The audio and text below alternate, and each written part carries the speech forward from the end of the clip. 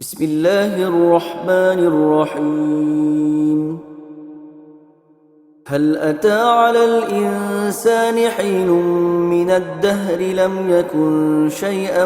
مذكورا إنا خلقنا الإنسان من نطفة أمشاج نبتليه فجعلناه سميعا بصيرا إنا هديناه السبيل إما شاكرا وإما كفورا إنا أعتدنا للكافرين سلاسل وأغلالا وسعيرا إن الأبرار يشربون من كأس كان مزاجها كافورا عينا يشرب بها عباد الله يفجرونها تفجيرا يوفون بالنذر ويخافون يوما كان شره مستطيرا ويطعمون الطعام على حبه مسكينا ويتيما وأسيرا إنما نطعمكم لوجه الله لا نريد منكم جزاء ولا شكورا إنا نخاف من ربنا يوما عبوسا قمطريرا فوقاهم الله شر ذلك اليوم ولقاهم نضرة وسرورا وجزاهم بما صبروا جنة وحريرا متكئين فيها على الأرائك لا يرون فيها شمسا ولا زمهريرا ودانية عليهم ظلالها وذللت قطوفها تذليلا ويطاف عليهم بآنية من فضة وأكواب كانت قوارير من فضة قدروها تقديرا ويسقون فيها كأسا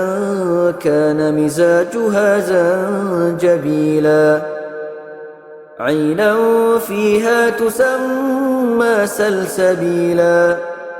ويطوف عليهم ولدان مخلدون إذا رأيتهم حسبتهم لؤلؤا منثورا وإذا رأيت ثم رأيت نعيما وملكا كبيرا عاليهم ثياب سندس خضر واستبرق وحلوا أساور من فضة وسقاهم ربهم شرابا طهورا إن هذا كان لكم جزاء وكان سعيكم مشكورا إنا نحن نزلنا عليك القرآن تنزيلا فاصبر لحكم ربك ولا تطع منهم آثما أو كفورا واذكر اسم ربك بكرة وأصيلا ومن الليل فاسجد له وسبحه ليلا طويلا إن هؤلاء يحبون العاجلة ويذرون وراءهم يوما ثقيلا نحن خلقناهم وشددنا أسرهم وإذا شئنا بدلنا أمثالهم تبديلا إن هذه تذكرة فمن شاء